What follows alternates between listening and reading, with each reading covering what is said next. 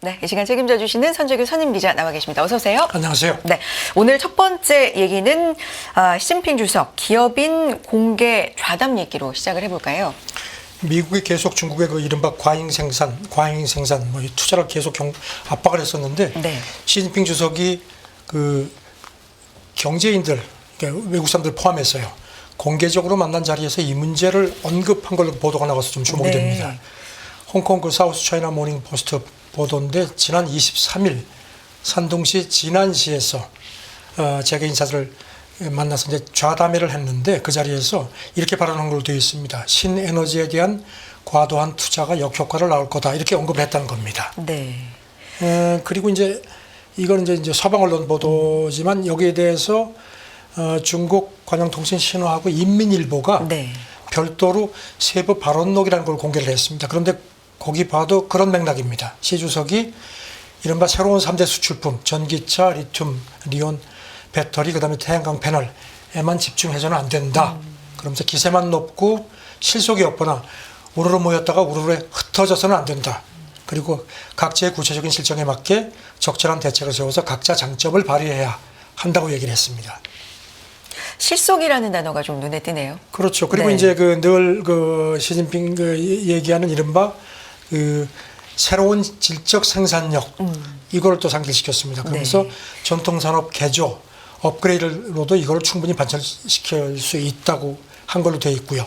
그러면서 기업 자체가 내부 역량을 키워야 한다, 이렇게 강조를 한 걸로 그렇게 보도가 됐습니다. 왜 이제 실속이라는 단어가 좀 눈에 띈다라고 말씀을 드렸냐면 그 전에도 뭐 과도한 지원이나 자원을 쏟아 부으면서 좀 거품 이런 얘기를 언급을 한 적이 있잖아요. 그렇죠. 그런 네. 얘기가 있죠. 그래서 이제 홍콩 매체가 네. 이게 그러면은 그런 미국이 계속 압박했던 과잉 투자를 좀 줄이라는 주문인지 아니면 그냥 중국 기업의 경쟁력을 높이라는데 초점을 맞추는 원론적 메시지인지는 확실치 않지만 어쨌든지 이런 공개석상에서 이런 얘기를 한 게 보도가 중국 관영 매체까지 보도를 한 게 좀 주목이 된다는 겁니다. 네. 그런데 이제 섣불리 이렇게 중국이 어떤 과잉 생산에 대해서 미국의 그런 걸 이렇게 받아들이는 걸로 해석하기는 좀 무리라는 겁니다. 왜냐하면은 그동안에 이렇게 과잉 생산 비난에 대해서 노골적인 보호무역주의다, 상식에 어긋나는 불합리한 주장이라고 계속 반박해 온 점을 상기시켰습니다. 네.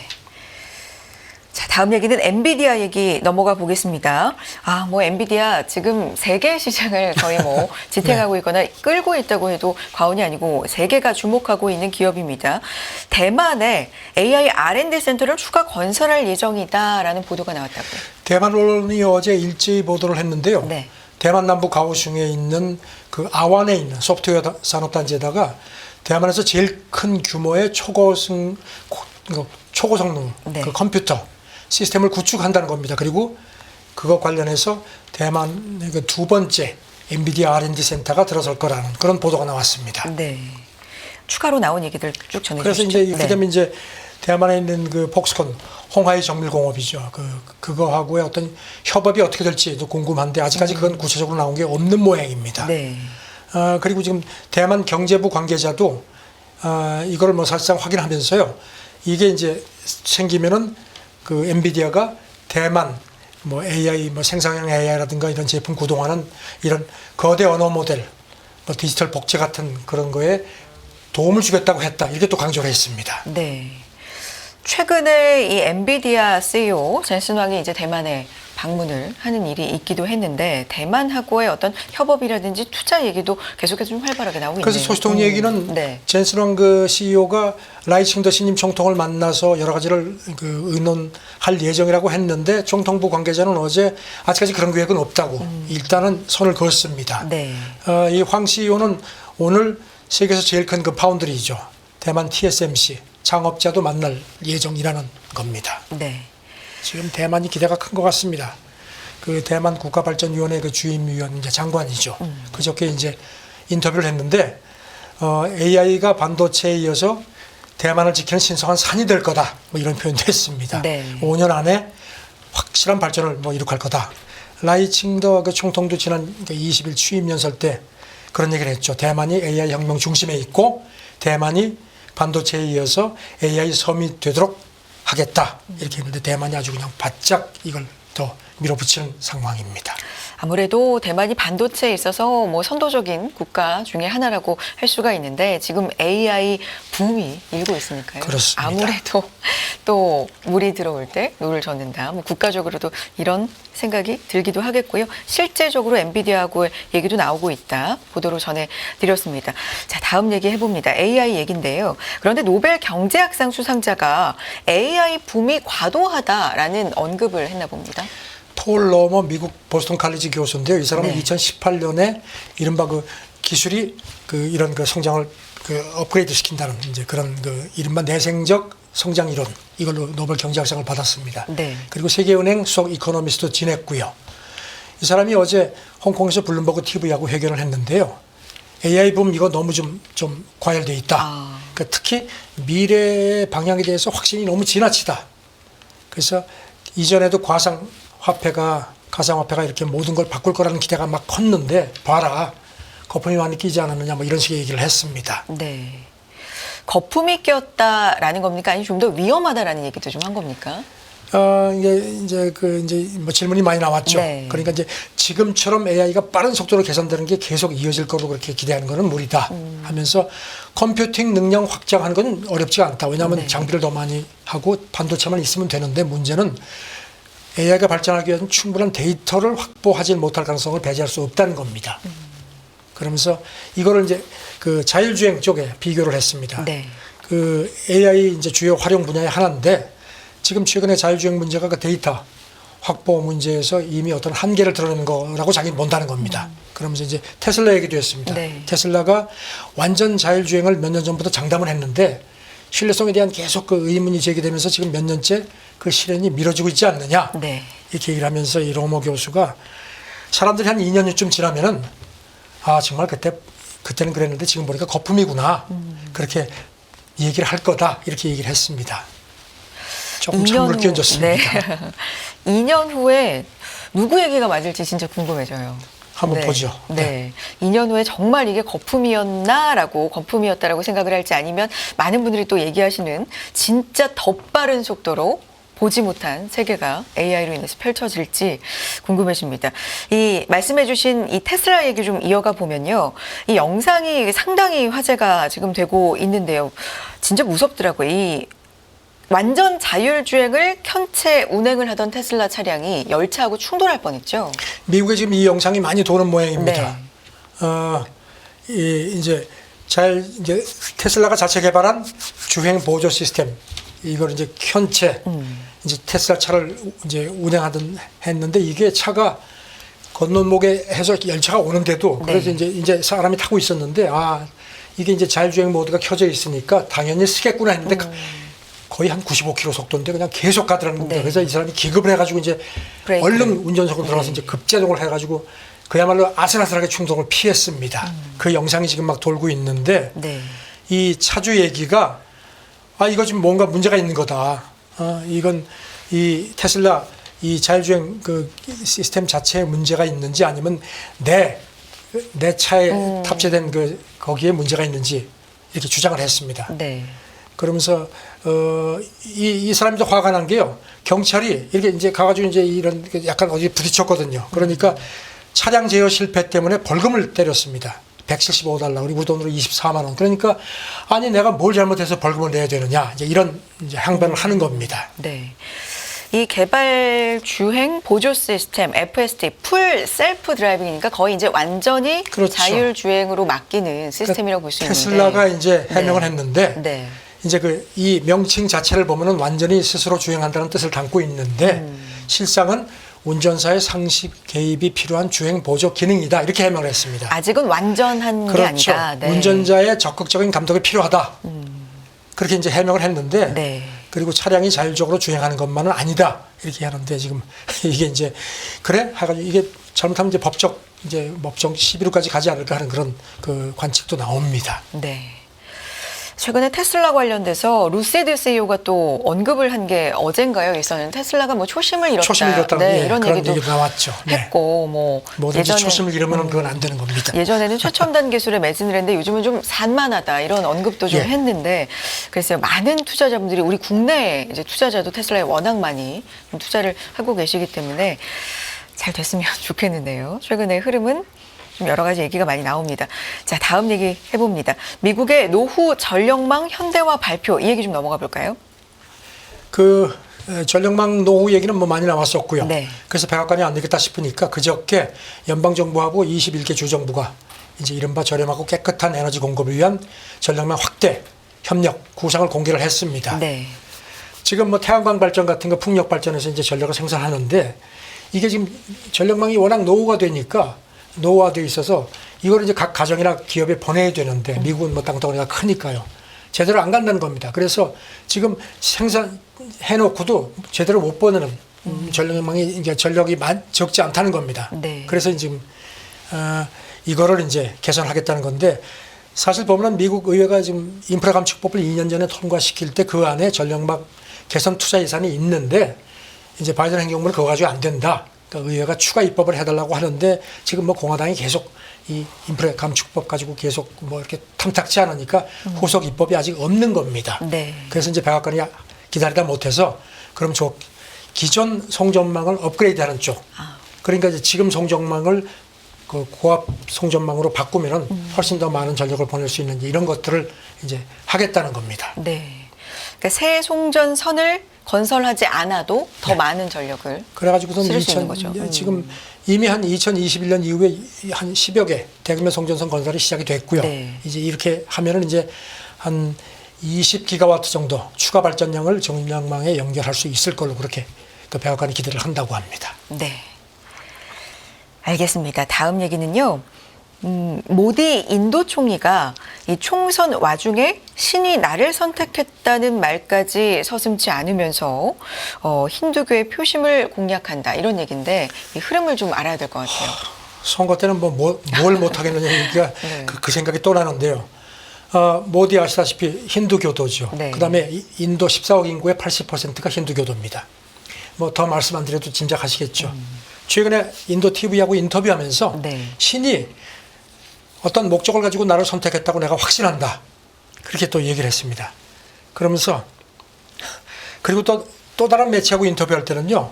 또 이런 얘기까지 했습니다. 어머니가 살아계셨을 때는 내가 생물학적으로 태어났다는 믿음을 가지고 있었는데 어머니가 돌아가시고 나서 내 모든 경험을 돌이켜보니까 신이 나를 보냈구나 하는 점을 확신하게 됐다. 이렇게 얘기를 했습니다. 네. 뭐 정치적으로 반대편에 있는 사람들은 이걸 놓치지 않고 또 얘기를 하지 않았을까요? 제1야당 네. 전 총재가 라울 간디 보통 사람이 이런 말을 했으면 당장 정신과에 보내야 되는 거다. 이렇게 했는데 네. 모디는 어렸을 때부터 아주 인도의 그 민족 봉사단이라는 게 있는데 이게 이제 힌두 국수주의 단체인데 여기 단원이었다고 합니다. 그리고 지금 이 단체는 지금도 인도 집권 세력에 상당한 영향력을 미친다고 합니다. 그다음에 2002년에 구자라트 주총리할 때 현지에서 그 무슬림 대학살 사건이 있었는데 그때 경찰들이 막 그냥 힌두교도들이 막 그냥 무슬림을 막 해가지고 한 2,000명 정도가 죽었는데 경찰이 뭐 그냥 수수방관했다는 비판이 많았거든요. 네. 그래서 이제 이런 상황인데 지금 선거를 통해서 4년임 세 번째 연임을 지금 노리는 상황인데 지난달 19일에 시작이 됐고요. 인구가 워낙 많으니까 네. 선거가 깁니다. 그래서 다음 달 4일쯤 개표 결과가 나올 모양입니다. 아니 인도 총선은 오래 한다는 걸 알고 있었는데 6주간이군요. 네. 와, 지역별로 인구가 정말 많다 보니까 맞습니다. 네, 이제 내달 4일 결과가 나오는 인도 총선에 대한 얘기도 나오면 또 전해주시고요. 다음 얘기 해보겠습니다. 트럼프 전 대통령이 석유 재벌 등 억만장자들을 향해서 감세, 규제 철폐 등을 내세워서 사실은 노골적으로 후원을 좀 해달라. 얼마 전에 압박하고 말씀드린 있다고. 기억이 네. 나시죠? 그 마라라고에서 석유업계 재벌들 만나서 10억 달러 주면은 내가 규제 다 풀어주겠다 이렇게 하면서 이거 당신들 믿지는 장사 아니다 이런 얘기까지 한 걸로 보도가 됐었거든요. 그런데 지금 워싱턴 포스트가 이제 이걸 또 되살리면서 또 네. 트럼프의 그 노골적인 고액 헌금 압박 이걸 또 보도를 했습니다. 사법 비용 때문에 지금 뭐 돈 감염에 시달리니까 지금 이 트럼프가 2020년 대선 때만 해도 스스로도 지금 사실 뭐 물론 뭐 지금 트럼프가 뭐 재산이 별로 없다는 얘기도 있지만 어쨌든 억만장자 대열에 네. 들어가 있죠. 그러니까 내가 이걸 잘하기 때문에 내가 대통령 되면은 이거 싹 없애버리겠다고 했거든요. 그런데 최근에 돈이 말라서 그런지 태도가 확 바뀌었다는 겁니다. 그래가지고 또 얼마 전에는 어떤 모임에서 한 기업인이 나한테 $100만 줄 테니 나하고 점심이나 한번 합시다 해서 내가 거절했다 네. 하면서 나하고 밥 먹으려면 당신들을 한 $2,500만 우리 돈으로 340억 원 정도는 내야 되는 거 아니냐. 물론 약간의 조콜성도 있겠지만 뭐 이런 얘기를 거침없이 한다는 겁니다. 그래서 워싱턴 포스트가 이게 지금 고액 헌금을 이렇게 막 그냥 대놓고 욕을 하는 게 이게 정치자금법 위반 소지가 크다. 그래서 선관위 쪽에서 인내심을 지금 시험하는 거 아니냐 하는데 자우전 트럼프가 지금 뭐 거침없이 자우전 트럼프의 거침없으면 뭐라고 코멘트하기가 좀 어렵습니다. 네. 그런데 다음 얘기도 이제 트럼프 전 대통령 얘기를 조금 더 해봐야 될 것 같은데, 성추문 입막음돈 의혹 형사재판 배심원단 이제 유무죄를 가리기 위한 심리에 들어갔다고요. 오늘 새벽에 뭐 CNN이나 뭐 이런 그 외신 보신 분들은 뭐 다 아실 겁니다. 오늘 새벽에 이제 지금 그 형사재판 해왔고 이제 오늘 새벽 이제 어제 밤늦게부터 배심원단이 이제 판결 이제 심사에 들어갔는데 조금 전에 끝났는데 네. 역시 예상대로 이게 워낙 민감한 문제라서 첫날 판결은 나오지 않았습니다. 만약에 유죄 판결이 나오면은 이제 판사가 그걸 가지고 이제 하면은 뉴욕타임스 전망은 최대 4년 징역형까지 가능할 거라는 그 전망이 나오는데 네. 일단 판결은 이루어지지 않았습니다. 네. 그러면 다음 날로 이제 넘어가는 건가요? 내일 다시 네. 하는데 지금 뭐 뉴욕타임스 전망은 뭐 몇 주까지 갈 수도 있다는 겁니다. 이게 워낙 민감한 문제는. 그 판사가 오늘 새벽에 보니까요, 그 배심원들 12명인데 입 꽉 다물고 있어라. 이제 그렇게 또 지시를 했다고 합니다. 네. 결과가 나오지 않았으니까 이제 미뤄졌으니까 또 뭐 내일 나올지 혹은 조금 더 길어질지 봐야 되겠네요. 네. 다음 얘기 해봅니다. 로버트 드니로 할리우드 원로 배우잖아요. 근데 이 트럼프를 직격했다. 어떤 얘기입니까? 트럼프한테 뭐 아주 대놓고 그런 뭐 홍보 영상에 나레이션도 하고 막 그랬는데요. 그 트럼프 형사 재판 열리고 있는 그 재판장 그 앞에 법원 앞에 와서 연설을 했습니다. 트럼프 절대 안 된다. 그러면서 나 바이든 캠프가 요청해서 나왔다. 트럼프가 만약에 백악관으로 돌아가게 되면 우리가 당연히 여기는 자유와 작별 인사를 할 수밖에 없다. 이 도시 미국을 파괴하고 전 세계의 불행이다. 아주 노골적으로 대놓고 얘기했습니다. 네. 그러니까 트럼프 진영에서 가만히 있을 수가 없었겠죠. 캠프 선임 고문이 저 사람 이제 올해 80이거든요. 볼장 다번 배우다. 이렇게 했는데 사실 드니로는 지금도 인기 있거든요. 아시다시피 뭐 로버트 드니로의 연기는 뭐 사람들이 다들 감탄을 하죠. 네. 인턴이라는 영화에서도 보십시오. 근데 볼장 다 봤다는데 글쎄요. 네. 아, 인턴 재밌게 봤어요. 네. 네. 그 말씀해 주시면 드니로라는 이 배우가 바이든 지지 광고에서 내레이터를 맡았던 거죠. 예, 아주 노골적으로 바이든 쪽을 지지를 해왔습니다. 네. 알겠습니다. 다음 얘기 해봅니다. 공화당이 이 11월 대선에서 백악관, 상하원 모두 장악할 가능성이 크다 이런 관측이 나왔네요. 계속 그 미국의 선거 분석 업체가 있는데 이게 이제 매일 그런 그 전국에 있는 걸 모아가지고 여러 상황을 해서 이제 그걸 집계를 내는데 가장 최근 거를 의회 전문지 더 힐이 전했는데 보니까 지금 당장 투표를 하면은 트럼프가 백악관, 공화당의 백악관 상하원을 다 장악할 확률이 높아졌다는 겁니다. 그렇게 돼서 이제 특히 경합주가 지금 미시간주 제외하고는 5개 주에서 우위로 돼 있고요. 그러니까 트럼프 전 대통령이 재선 다시 당선될 확률이 거의 과반 이상이다. 뭐 이런 그 트럼프 재선 확률은 네. 58%. 그다음에 이제 하원은 네. 지금 이제 다수당인데 그걸 유지할 확률도 64%. 그다음에 상원은 지금 민주당이 이제 쥐고 있는데 그걸 빼앗아올 확률이 79%로 나왔습니다. 그런데 이제 이 더힐은 하지만 이게 아직까지 한 5개월 이상 남았고 그렇죠. 여러 가지 상황이 있다. 변수다. 네. 그런데 지금 그러지 않아도 지금 바이든 쪽은 이스라엘 그 정책 때문에 그렇고 그다음에 경제에 대한 불만 같은 게 많아가지고 민주당이 불안해하는데 이런 네. 이제 최신 분석 결과가 나와서 아마 민주당 쪽에서 조금 비상이 걸리지 싶습니다.